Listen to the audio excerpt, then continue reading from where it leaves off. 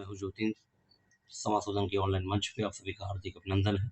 जैसे कि मैंने आपसे वादा किया था कि जुलाई माह के करंट अफेयर्स के साथ हमारी मुलाकात आपसे अक्सर होती रहेगी, तो उसी के क्रम में हमारी मुलाकात पुनः हो रही है। तो चलिए चलते हैं प्रश्न नंबर 1 की ओर। प्रश्न नंबर 1 क्या कह रहा है बेटा? प्रश्न नंबर 1 कह रहा है कि क्वाड देशों का सम्मेलन अभी हाल में किस देश में हुआ? तो बेटा कहाँ हुआ? ये हुआ जापान, टोक्यो में। कहाँ हुआ? जापान, टोक्यो में। क्वेश्चन नंबर 2 में क्या कह रहा है कि क्वाड के सम्मेलन में भारत की ओर से किसने भाग लिया? भारत की ओर से किसने भाग लिया? तो भैया किसने लिया? एस जयशंकर जी ने लिया। किसने लिया? एस जयशंकर। तो एस जयशंकर कौन है? एस जयशंकर कौन है? फटाक से बता दो मुझे। तो एस जयशंकर हमको पता है, विदेश मंत्री हैं। ठीक है, आता है नेक्स्ट में क्वेश्चन नंबर 3 बेटा। क्वेश्चन नंबर 3 में क्या कह रहा है कि क्वाड समूह के सदस्य देशों ने इस फिर स्पेस देश को स्पष्ट संदेश देते हुए स्वतंत्र और खुले हिंद प्रशांत क्षेत्र को लेकर अपनी प्रतिबद्धता को प्रदर्शित किया है। ठीक है, तो ये चीन के समक्ष, ठीक है, चीन के समक्ष प्रस्तुत किया है। तो ये क्या है कि दक्षिणी चीन सागर को लेकर आईसीजे में यानी इंटरनेशनल कोर्ट ऑफ जस्टिस में मामला गया और आईसीजे ने चीन के विरुद्ध फैसला सुनाया कि भैया तुम्हारा इस पर कोई कब्जा नहीं है, अधिकार नहीं है। भैया चीन जो है वो भैया अपने को दमंग समझ रहा है, चुलबुल पांडे समझ रहा है। तो भैया उसने क्या कर दिया? उसने ये मानने से इनकार कर दिया। ठीक है, तो इसके लिए ही हमने एक तरह से क्या किया है, इसकी संरचना, इस समूह की संरचना को बनाया है और जिसमें चीन को सभी देशों ने क्या कर दिया? स्पष्ट कर दिया।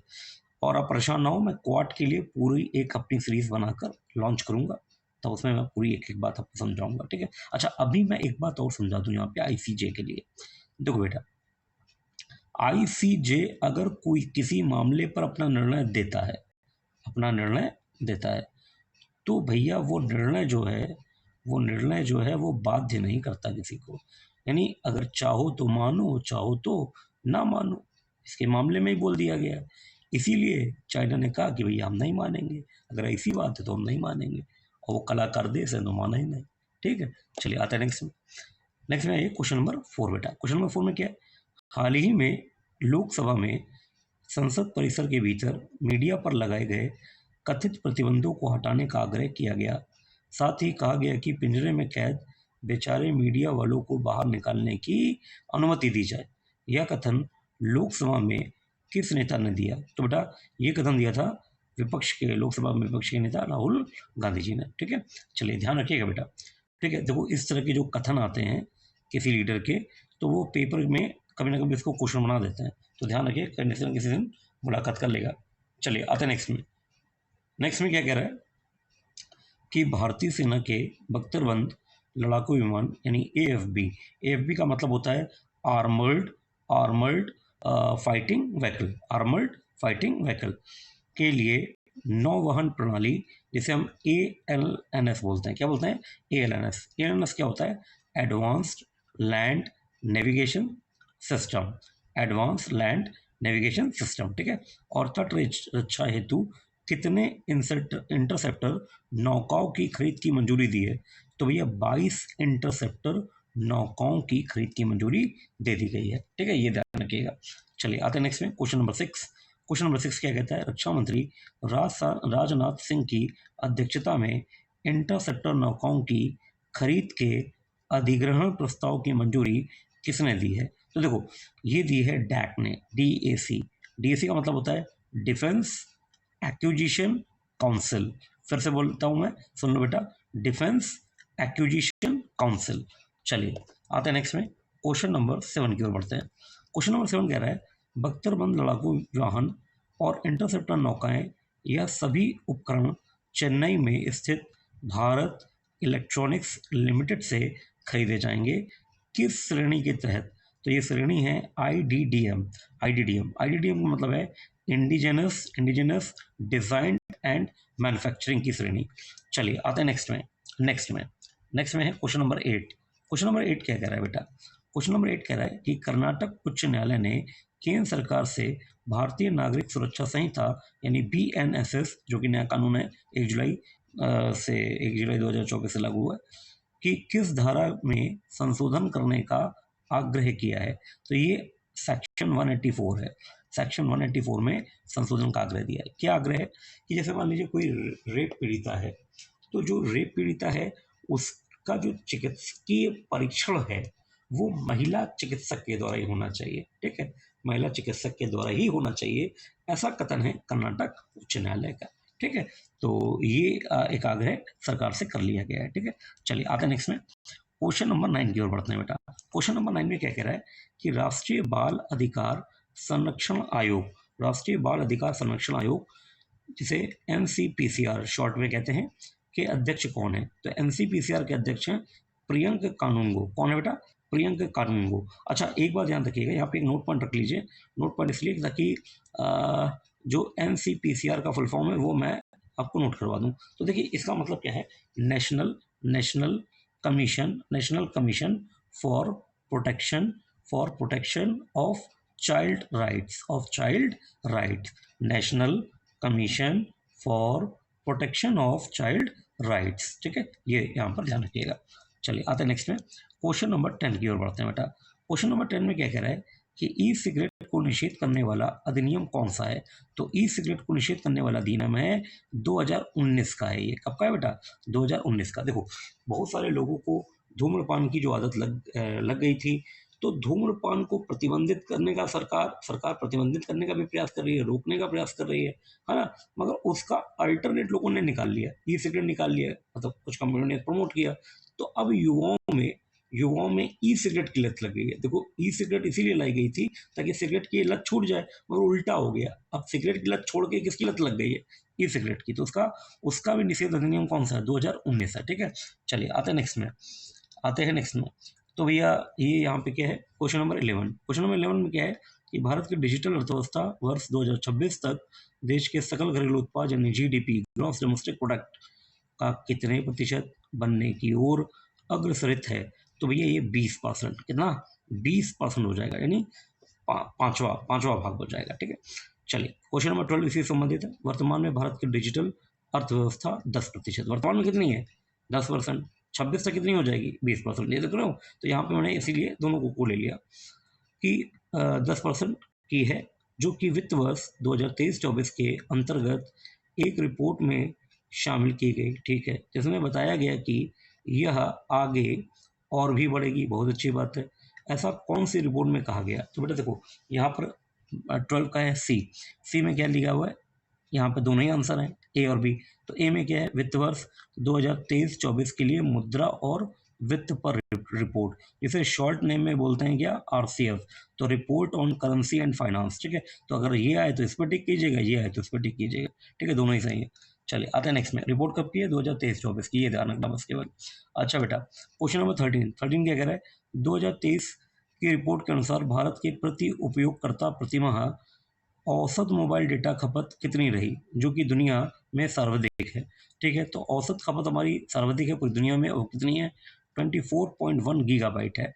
ठीक है, ये ध्यान रखिएगा। चलिए क्वेश्चन नंबर 14। वर्तमान में डिजिटल मुद्रा क्षेत्र में रिजर्व बैंक एक पायलट परीक्षण पर कार्य कर रहा है, वह क्या है? तो आरबीआई क्या कर रहा है? ई रुपए पर काम कर रहा है। ठीक है, ई रुपए यानी इलेक्ट्रॉनिक रुपया, यानी डिजिटल करेंसी पे काम कर रहा है एक तरह से। ये तो बात हम कर ही सकते हैं, ठीक है कि नहीं? चलिए आता है नेक्स्ट में क्वेश्चन नंबर 15। बेटा क्वेश्चन नंबर 15 बताने से पहले मेरा वही पुराना वाला आग्रह है कि चैनल को शेयर करें, सब्सक्राइब करें, लाइक करें, कमेंट करें। ठीक है, ताकि मुझे ऊर्जा मिले। चलो टन। तो भैया क्वेश्चन नंबर 15 क्या कह रहा है? National council of applied economic research NCAER के द्वारा मासिक आर्थिक समीक्षा MER रिपोर्ट जुलाई 2024 में वास्तविक जीडीपी 2023-24 में के अंतर्गत कितनी रही? यानी NCAER की रिपोर्ट में जो मासिक आर्थिक समीक्षा है उसमें 2023-24 के अंतर्गत वास्तविक जीडीपी यानी रियल जीडीपी कितनी रही है? तो वो रही है 8.2%। ठीक है, 8.2%। भैया जोरदार तालियां। ठीक है, एक बात ध्यान रखना, ये जो रिपोर्ट है वो आई है 2024 में, और जो रिपोर्ट्स आती है ना उनका जो डेटा होता है वो पेपर में भी आता है, ये ध्यान रखना, और रूह कपा देता है। तो तुम्हारी रूह नहीं कापेगी, हमने तुमको पहले बता दिया बेटा। चलो आते हैं नेक्स्ट। अब तुम अपना कर्तव्य पूरा करो, इसको अच्छे से पढ़ लो। क्वेश्चन नंबर 16 में आ जाओ। चलो उसी बात पे। क्वेश्चन नंबर जब 16 पे आया तो हम लोगों ने क्या देखा ये कि national council of applied economics research यानी NCAER के महानिदेशक कौन है? तो भैया ये महानिदेशक कौन है? ये पूनम गुप्ता जी हैं। ठीक है, चलिए आते हैं नेक्स्ट में। क्वेश्चन नंबर 17, अंतर्राष्ट्रीय बाघ दिवस किस दिन मनाया जाता है?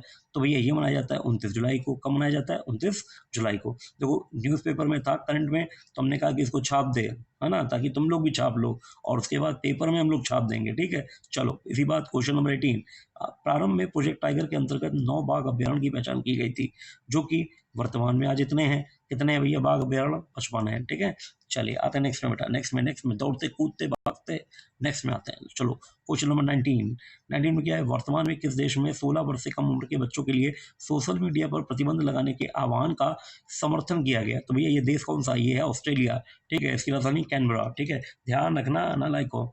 चलो आते हैं नेक्स्ट में। क्वेश्चन नंबर 20 इसी से संबंधित है। वर्तमान में ऑस्ट्रेलिया में कितने वर्ष से कम उम्र के बच्चे को सोशल मीडिया का उपयोग करने की अनुमति नहीं है? तो भैया केवल 13 वर्ष से कम उम्र का बच्चा सोशल मीडिया का प्रयोग नहीं करेगा। अभी कितना करने? ठीक है, चलिए आते हैं नेक्स्ट में। क्वेश्चन नंबर 21 कह रहा है कि वेनेजुएला के नवनिर्वाचित राष्ट्रपति कौन है? तो भैया ये कौन है? Nicolas Maduro. कौन है? Nicolas Maduro. अच्छा भैया इन्होंने किसको हराया था? इन्होंने हराया है एडमुंडो गोंजालेज। ठीक है, ये नाम इसलिए नीचे लिख दिया था।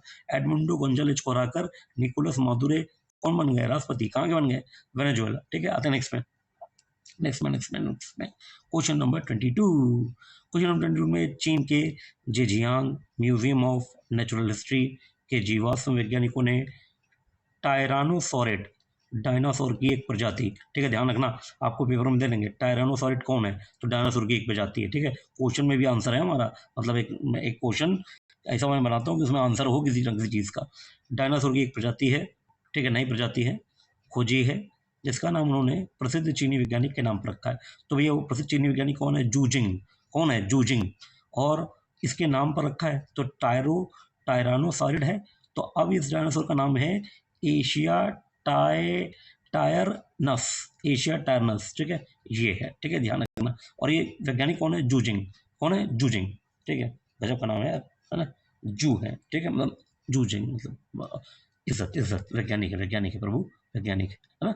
चलिए आता नेक्स्ट है क्वेश्चन नंबर 23। भैया 23 क्या कह रहा है? 23 कह रहा है कि विश्व इस्जोग्रेन दिवस किस दिन मनाया जाता है? तो ये मनाया जाता है 23 जुलाई को। कब मनाया जाता है प्रभु? 23 जुलाई को। चलिए क्वेश्चन नंबर 24 इसी से संबंधित है। इस्जोग्रेन सिंड्रोम किस प्रकार की बीमारी है? तो भैया ये इम्यून सिस्टम को इफेक्ट करता है, यानी प्रतिरक्षा प्रणाली विकार है। चलिए आते हैं नेक्स्ट में क्वेश्चन नंबर 25। क्वेश्चन नंबर 25 क्या कह रहा है कि इस्जोग्रेन सिंड्रोम नामक बीमारी में शरीर के कौन कौन से अंग प्रभावित हो जाते हैं? तो भैया उन्हें जितने भी प्रभावित होते हैं सब लिख दिए। ठीक है, देखो कौन सा, लार और आंसू बनाने वाली कोशिका सूख जाती है इसमें। ठीक है, थायराइड, गुर्दे, जोड़ों में दर्द, त्वचा पर चकत्ते, सूखी खांसी। फिर यकृत यानी लिवर, जिसको जिगर भी बोलते हैं, तंत्रिका तंत्र, दांतों का खराब होना और अधिक प्यास लगना, साथ ही शरीर के निजी अंगों में सूखापन आ जाना। ये सभी किसके प्रभाव हैं? इस्जोग्रेन सिंड्रोम के प्रभाव हैं, अर्थात उपरोक्त सभी। ये उसका उत्तर है क्वेश्चन नंबर 25 का। चलिए अच्छा, एक बात मैं यहाँ पे नोट पॉइंट लिखूंगा। नोट पॉइंट बहुत देर बाद आया आज, देख रहे हो। देखो ये एक बात बताओ, मुझे बताओगे? नहीं बता दो। अच्छा बता दो, ये सिंड्रोम क्या होता है? सिंड्रोम क्या होता है? तो बताया क्या होता है? लक्षण? नहीं प्रभु, ये जैसे ही बताओगे गलत हो जाएगा। सिंड्रोम का मतलब होता है बंच ऑफ डिजीज। क्या होता है प्रभु? Bunch of disease. तो एक बात ध्यान रखो। क्या ध्यान रखोगे? ये बीमारियों का गुच्छा होता है सिंड्रोम का मतलब। पेपर में ये क्वेश्चन आ चुका है कई बार कि सिंड्रोम का मतलब क्या होता है, तो हम लोग लगा देते हैं लक्षण। अरे भैया वो लक्षण मतलब सिम्टम्स। ठीक है, और ये कौन है? सिंड्रोम। तो सिंड्रोम का मतलब होता है बीमारियों का गुच्छा। ठीक है, ध्यान रखना। ये कभी कभी जीव विज्ञान में ये भी आ जाता है। ठीक है, सीधे मीनिंग ही पूछ ले को। चलो भैया क्वेश्चन नंबर 26 की ओर चलते हैं भैया दौड़ के। क्वेश्चन नंबर 26 क्या कह रहा है? स्वतंत्रता प्राप्ति के बाद, और सभी को पता है सभी भारतीय हैं, है कि नहीं है? तो स्वतंत्रता कब हुए थे? स्वतंत्र कब हुए? 47 में, 15/1947 में। ठीक है, समझ गए तुम लोग। तो स्वतंत्रता प्राप्ति के बाद एक ही ओलंपिक में 2 मेडल जीतने वाली पहली भारतीय खिलाड़ी कौन बन गई है? तो भैया वो बन गई है मनु भाकर। कौन है ये? निशानेबाज हैं। कौन है? निशानेबाज। समझ में आई बात? और कहाँ की हैं? कहाँ की हैं? अरे भारत की तो हैं। भारत में कहाँ? हरियाणा। ठीक है, चलो क्वेश्चन नंबर 27।